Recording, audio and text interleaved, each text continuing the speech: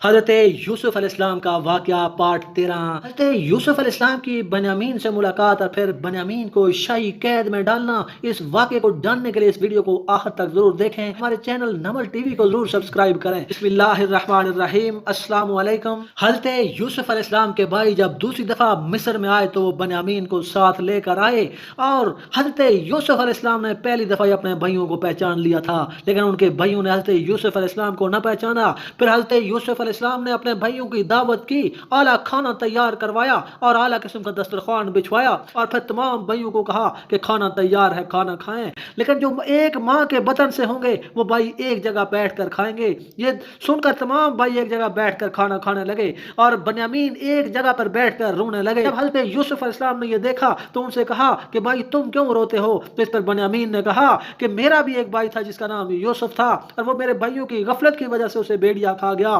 اگر وہ آج زندہ ہوتا تو میں اس کے ساتھ کھانا کھاتا۔ حضرت یوسف علیہ السلام نے اپنے بھائیوں سے کہا کہ مجھے اجازت دیں کہ میں بنیامین کے ساتھ کھانا کھاؤں۔ اس پر انہوں نے اجازت دی۔ حضرت یوسف علیہ السلام بنیامین کو لے کر خلوت سرا میں گئے اور اپنا پردہ ہٹایا تو بنیامین نے یوسف علیہ السلام کو دیکھ کر کہا کہ آپ میرے بھائی یوسف کے مثل ہو۔ تو اس پر یوسف علیہ السلام نے فرمایا کہ ہاں میں آپ کا بھائی یوسف ہوں، اب تم گھبراؤ نہیں، میں ہی آپ کا بھائی یوسف ہوں۔ پھر انہوں نے اکٹھے کھانا کھایا۔ پھر یوسف علیہ السلام نے فرمایا کہ میں تمہیں کسی بہانے سے یہاں روکوں گا۔ پھر جاتے ہوئے تمام بھائیوں کو ایک ایک شتر غلے کا دیا، اور بنیامین علیہ السلام کو بھی گندم کا بوجھ ایک شتر کا دیا، اور ایک کنانی غلام سے فرمایا کہ میرے پانی پینے کا پیالہ بنیامین کے غلے میں ڈال دو۔ کنانی غلام نے ایسا ہی کیا، پھر یہ قافلہ چل دیا۔ 11 بھائی جب کافی دور نکل گئے تو حضرت یوسف علیہ السلام نے اپنے دربانوں کو کہا کہ بنیامین کو میں پیالے کے پکڑ کر میرے دربار میں حاضر کرو۔ چنانچہ دربان قافلوں کے پیچھے گئے اور انہیں آواز دی کہ قافلے والو ٹھہرو، تم چور ہو، ہمارا شاہی پیالہ گم ہو گیا ہے۔ تو انہوں نے کہا کہ ہم چور نہیں ہیں، ہم پیغمبر زادے ہیں، تم آؤ تلاشی کر لو۔ بھائیوں نے کہا کہ اگر پیالہ جس سے نکلے گا اسے آپ 1 سال کے غلام رکھ لینا۔ پھر تمام بھائیوں کی تلاشی لی گئی، پہلے بڑے بھائیوں کی تلاشی لی گئی، اور سب سے آخر میں بنیامین کے بوجھ کی تلاشی لی گئی، اور بنیامین کے غلے سے وہ پیالہ نکل آیا جو کنانی غلام نے اس کے اندر چھپا دیا تھا۔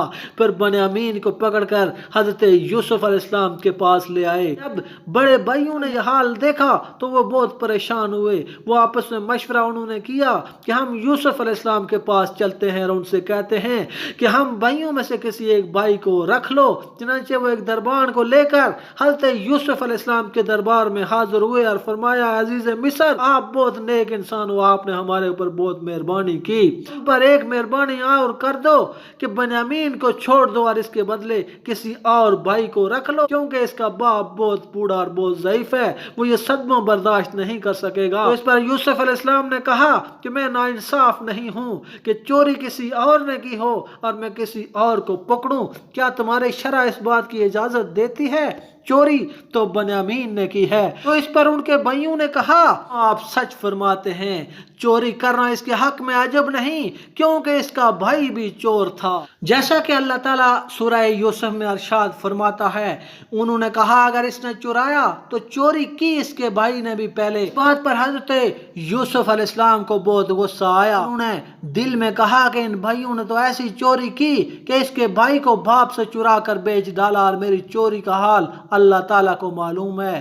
ان کی چوری کا تان کا قصہ یہ ہے کہ حضرت یوسف علیہ السلام کو پھوپھی نے بچپن میں لیا تو بڑے ہوئے تو باپ نے چاہا کہ انہیں میں اپنے پاس رکھوں، اور پھوپھی کو محبت تھی، اسی لیے انہوں نے چھپا کر ایک پٹکا ان کی کمر پر باندھ دیا۔ پھر کچھ دیر کے بعد وہ اس کو ڈھونڈنے لگی، آخر لوگوں میں چرچا ہوا تو پٹکا یوسف کی کمر سے نکالا گیا۔ اس وقت یہ قانون تھا کہ جو چوری کرتا وہ 1 برس تک اس کا غلام ہو جاتا۔ حضرت یوسف علیہ السلام اس پھوپھی کے پاس 1 سال تک قید رہے۔ پھر حضرت یوسف علیہ السلام نے کہا کہ بھائیوں نے مجھ پر اتنا ظلم کیا کہ یہاں تک کہ مجھ کو بعید الوطن کیا، پھر بھی یہ لوگ مجھ پر چوری کی تہمت دیتے ہیں، یہ عجیب لوگ ہیں۔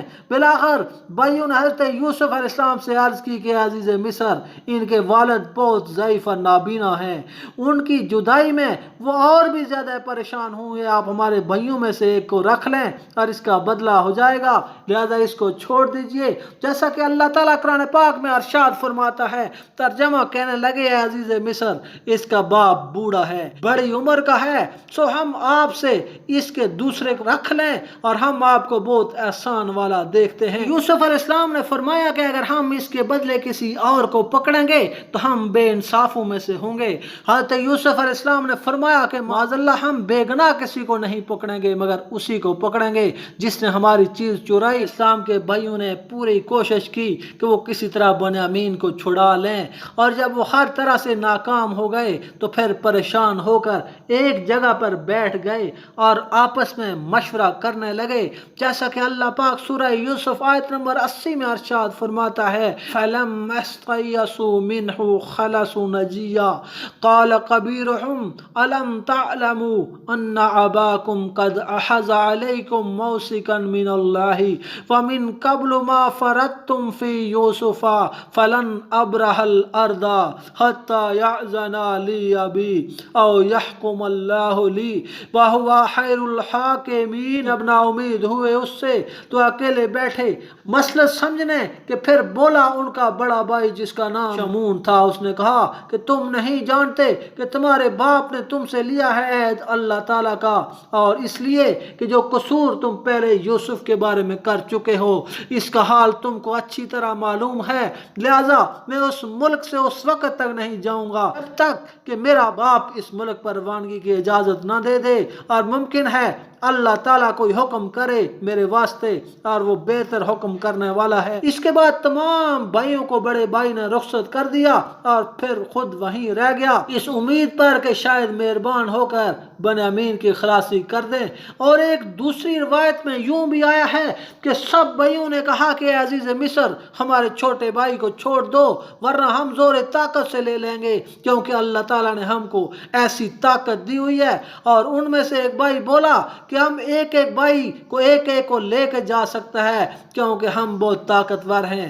ایک بھائی جس کا نام یہودا تھا اس نے کہا کہ میں اکیلا ہی ملک مصر کو فتح کر سکتا ہوں. یہ کہہ کر وہ سب بھائی لڑنے کے لیے تیار ہو گئے اور آپس میں مشورہ کیا کہ ہر بھائی ایک دروازے پر جائے گا, دروازے پر جا کر جنگ کا نعرہ لگائے گا. اور حضرت یوسف علیہ السلام ان کی قوت سے اچھی طرح واقف تھے. وہ ایک جاسوس پوشیدہ طور پر ان کی خبر کو بھیجا. وہ جاسوس ان لوگوں کی خبر لایا کنعان کے باشندے عزیز مصر سے مقابلہ کرنا چاہتے ہیں. اس خبر کو سن کر حضرت یوسف علیہ السلام نے 40,000 مرد جنگی تیار کیے. تمام اہل مصر کو خبر کر دی کہ لڑائی کا سامان تیار کرو, ہر وقت بہت زیادہ ہوشیار رہو. ملک ریان تک خبر پہنچی تو اس نے کہا یہ کیا خبر ہے؟ تو مصریوں نے اس کے جواب میں ملک ریان سے کہا کہ کنانیوں نے ایک پیالہ سرکاری چوری کیا تھا اور پیالہ ان کے وجو میں سے نکلا ہے, اور ان کا ایک بھائی آئین و قانون کے مطابق قید ہے اور وہ کنانی اس لیے ہم سے لڑنا چاہتے ہیں.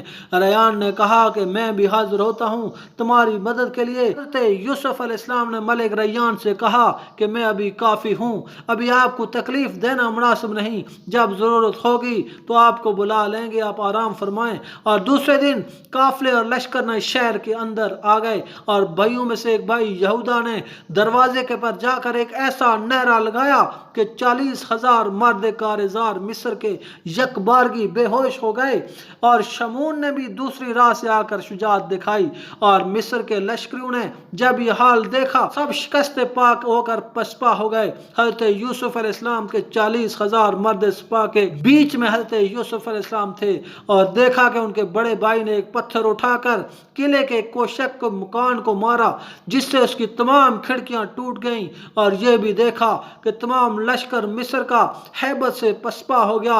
انہوں نے وہ دستار بھائیوں نے باپ سے لا کر دی تھی, حضرت ابراہیم خلیل اللہ کی دستار طور معجزہ کے ان کو لا کر دی تھی, وہ ان کو دکھائی. پھر سب بھائیوں نے اس دستار کو دیکھا تو دیکھتے ہی بھائی سست اور کمزور ہو گئے. اس کے بعد حضرت یوسف علیہ السلام نے ایک ہی حملے میں سب کو پکڑ لیا. یہ اہل مصر کو بہت تسلی ہوئی. بادشاہ ریان نے حضرت یوسف علیہ السلام کی جوامردی دیکھی تو بہت تعریف کی.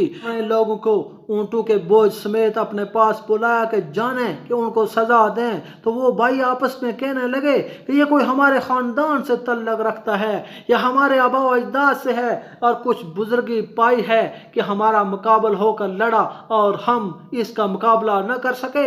تو یہودا نے کہا کہ میں آپ سے کہتا تھا کہ یہ میرا بھائی یوسف ہے، یہ یقیناً یوسف ہی ہوگا۔ پھر بھائیوں نے کہا کہ اگر یہ یوسف ہوتا تو ہم پر اس طرح احسان نہ کرتا، ہم لوگوں کو اسی وقت مار ڈالتا۔